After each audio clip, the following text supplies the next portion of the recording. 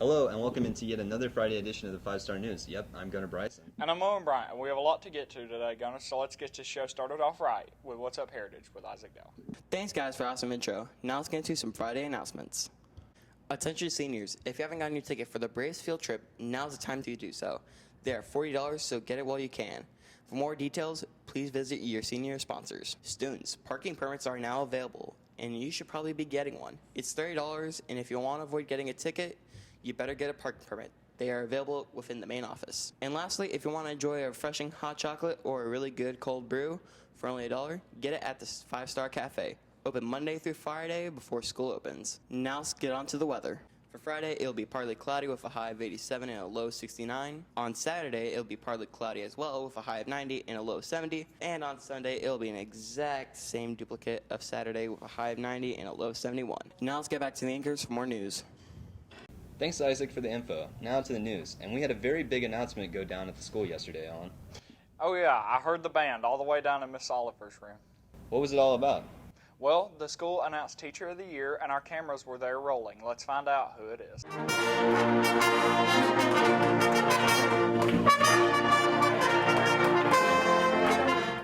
So this year, the faculty has selected Miss Ellen Land as our Teacher of the Year. Faculty vote and choose the one that best represents our school. Miss Land has been here since the beginning. She teaches math and science. She works incredibly well with her student, inspires them. My kids have had her and loved every minute in her class. So congratulations, Miss Land, our Teacher of the Year.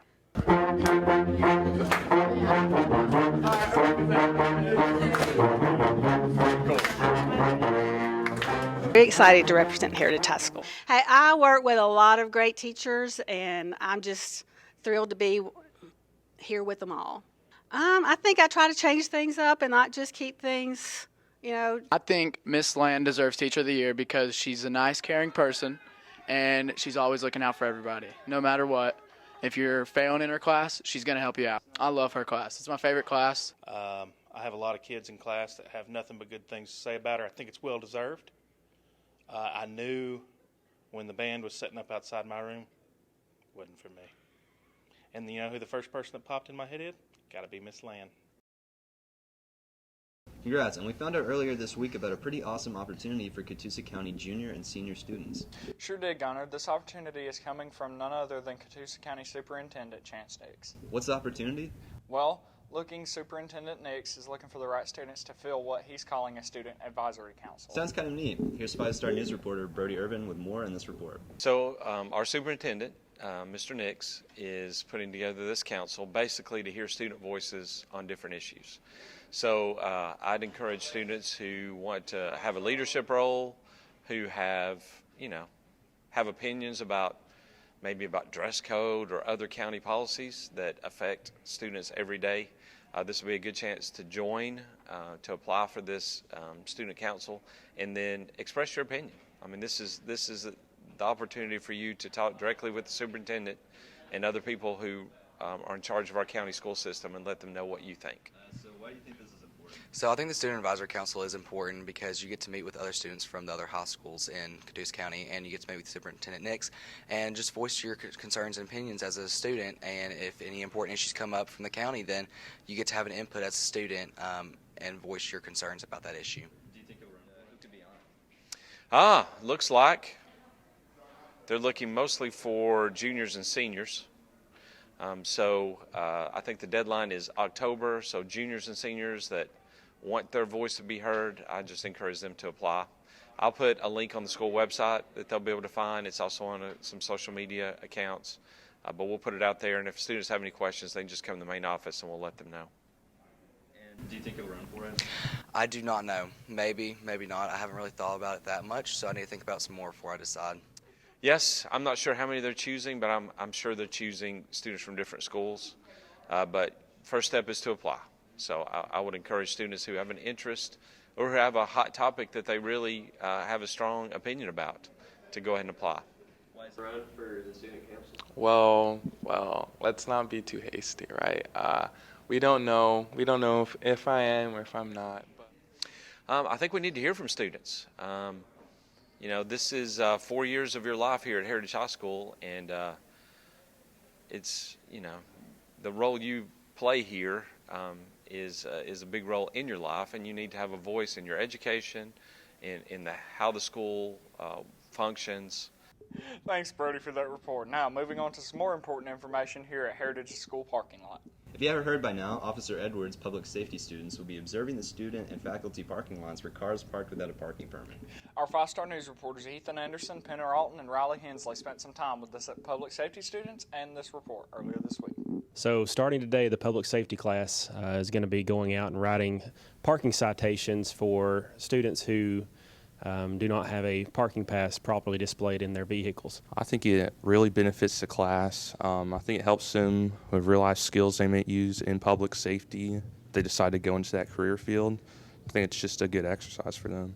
What we're going to do is we'll be going out during second block and go around. We're going to check, and if there is not a parking pass displayed properly, then the students are going to issue a citation to that vehicle, and it's going to be the driver's responsibility to come in and satisfy that citation before they're able to, receive their grades or anything like that. It'll be a hold placed on their account, just like any other fee that they would owe to the school. Don't wait any longer, students. Go ahead and get your permit. Time for a commercial now, but stay tuned for sports after the break. Yep, Brody will be back to tell you about some big wins with softball, volleyball, and football this week. Hello, Generals, and as August ends and the calendar turns to September, your weekends are probably going to be jam-packed with all kinds of events. Football games, long weekend trips to Gatlinburg, and all kinds of festivals. And speaking of festivals, mark your calendars for Saturday, September 3rd for a festival you don't want to miss. And guess what? It's right here on the Heritage Campus. It's the annual Butterfly Festival, sponsored by Live and Love Ministries, and its purpose is the funding of the Katie Beth Carter Memorial Scholarship Fund. What happens at the festival? Glad you asked. They'll have a wide array of local artists, businesses, and food vendors. There'll also be activities for the kids. They'll have inflatables, face painting, a petting zoo, arts and crafts. And for the finale of the festival, they'll have their traditional mass balloon and butterfly release. So get your tickets now. Tickets are $10 a piece, and $50 will get your entire family in the gate. Don't wait. The Butterfly Festival is back at Heritage High School. All that for a great cause, and it's only $10. Welcome into sports, everyone. Brody Irvin here again, and we have 3 stories lined up for you today, and we'll start with football. The Generals came off a huge win over Ringgold last Friday, and will be looking to make it 2 wins in a row as they take the field tonight against East Hamilton. It will be the first ever matchup between Heritage and the Hurricanes. How did the game come about? What will it take to beat them? Well, here's the questions that Coach Green will answer for you. Athletic, big, fast, physical.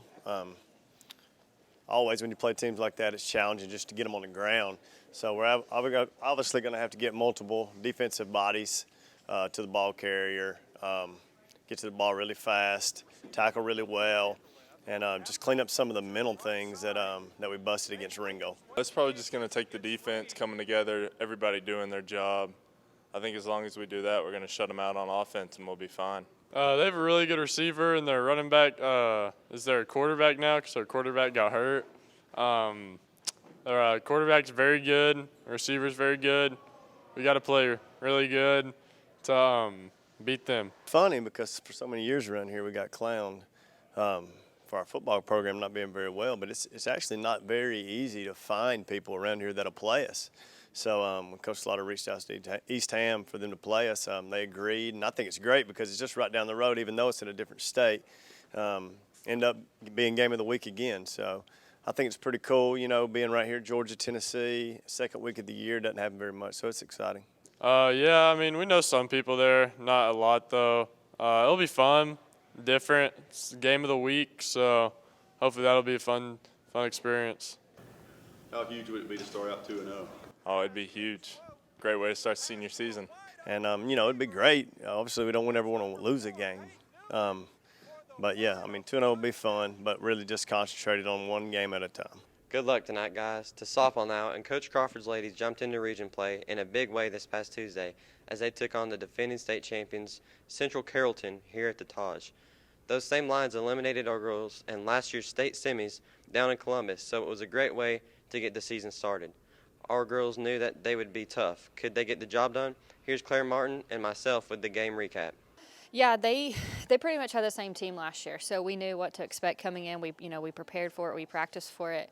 They're a great team, very well coached team. Great pitcher. They're a very tough team. They had the same starters as last year, and I'm actually pretty proud of us. Like, we fought hard in the entire game. Nobody gave up. They all cheered. Everybody contributed to this win. It was a team win, definitely a big team win. I'd credit to our pitching staff. Addie and Kelsey pitched their butts off yesterday, and they kept us in the game. Mostly my curve and screw. Those are my go-to pitches, and they were getting up on the plate, and we kept on going out and out, and they kept on swinging at them.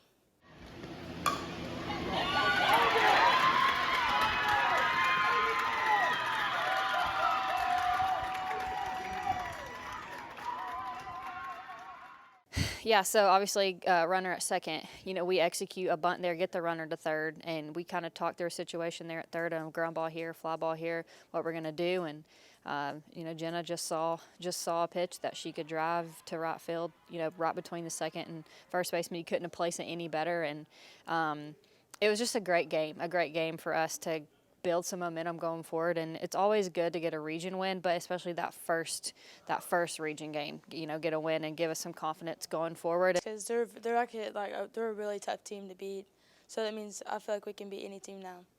Congrats on the big win, ladies. Now on to volleyball. And Coach Cooper and her girls were back in action last Tuesday as well, taking on Ridgeland and Sonoraville in a tri-match here at home. One region match with Sonoraville and one with an old region opponent in Ridgeland. Both matches seemed to be pretty tough on paper. How did they end up on the court? Here's Coach Green with the recap. Yeah, Sonoraville was our first region match, and going into it, we knew that we wanted to set the tone for our region play really early. Talking, moving our feet, just getting to the ball and putting it where they were not on the court, just thinking smart. There was a lot of back and forth early in the set. I think we scored 6 unanswered points, and then they scored 6 unanswered points, and then we were able to really kind of take control and handled both of those sets. So I think we just continue to play better as a team every game that we play and working on some of the things that we're doing in practice. So it's really great to see it out on the court. What was it like to be able to get a win over Ridgeland and Sonoraville yesterday? Oh, I'm very happy that we won. It was very complicated because Ridgeland was beating us very bad, but I'm happy that we are 7-0 now, and I'm just happy that it happened.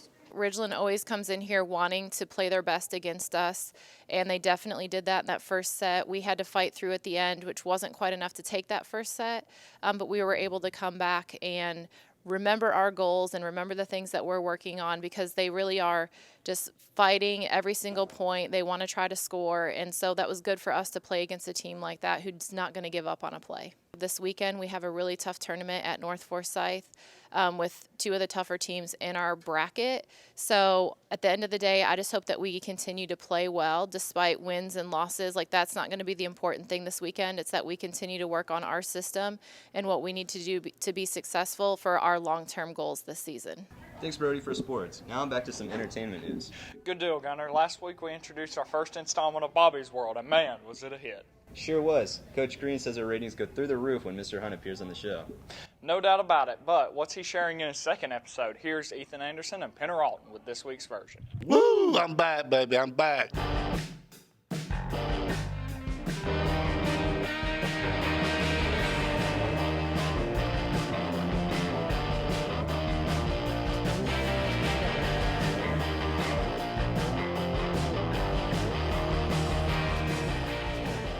Action. We're back on here. Another show, another week. Boy, how about those Generals football? Woo! Beating Ringgold.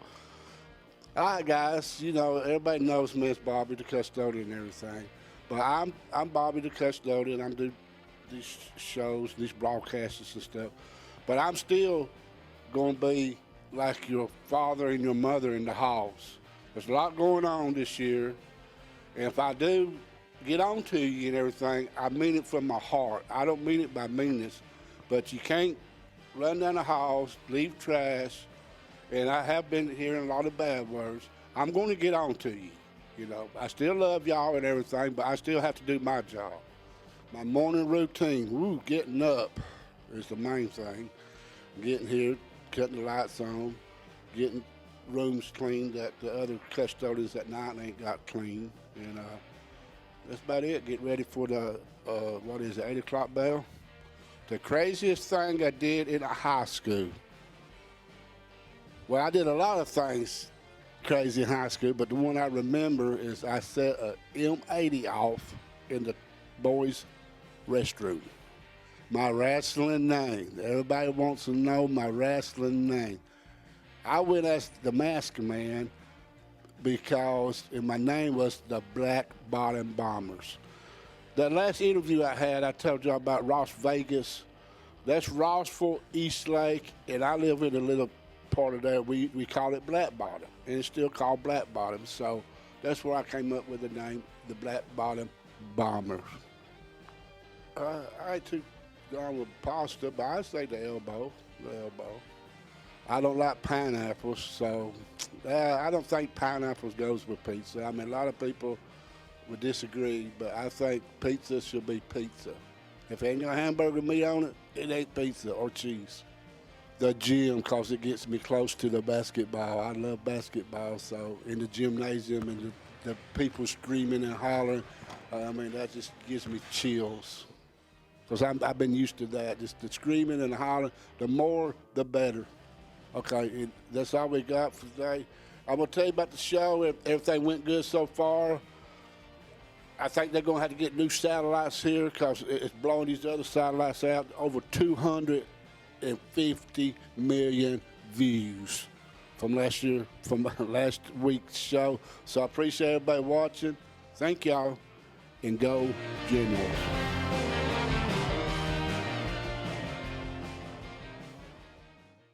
And with that, we'll wrap up a very busy Friday edition of the 5-Star News. But don't fret, we'll be back again on Tuesday with a brand new report. So until then, stay classy, Heritage.